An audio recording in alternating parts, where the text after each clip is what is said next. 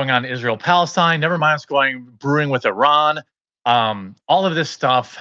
You know, you got Kamala Harris. I would just say, hey, if you're voting and you don't want your kids to go fight and die for someone else's fake war, maybe consider that on November 5th when you cast your vote, because Kamala Harris presidency is probably going to force boots on the ground between Russia and Ukraine, almost likely in Israel or in Iran, and many more. And that's very concerning for me.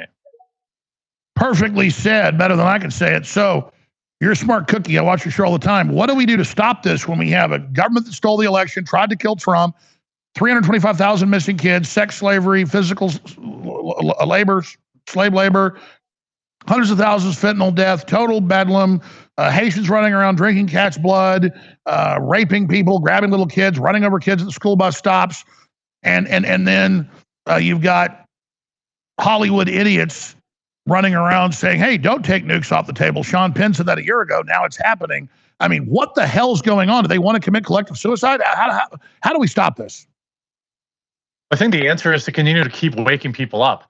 Look what Donald Trump did today. He went into Kamala Harris's backyard and took a giant dump on her and dropped facts for about 20 straight minutes about the number of hundreds of thousands of missing trafficked children that are in California alone. I believe it was in California, or maybe it's the total number.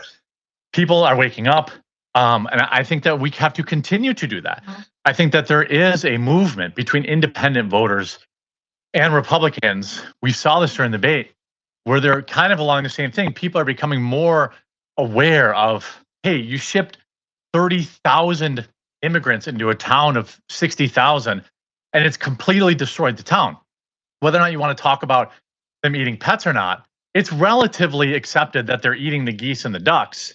And I learned from you a long time ago that the ducks in the park were free and that you could take them home and protect. I'm thinking about going down to my local park and taking the ducks just for their protection, because I don't want any people down there eating them. And I think, I never thought of that. Like 15 years ago, somebody just made up this fake Alex Jones quote. Hey, the ducks are at the park are free, and that's associated with me. I never said it, and it's one of the biggest memes ever. And now they're actually taking the ducks home. It's like they got my advice that I never gave. Yeah, it's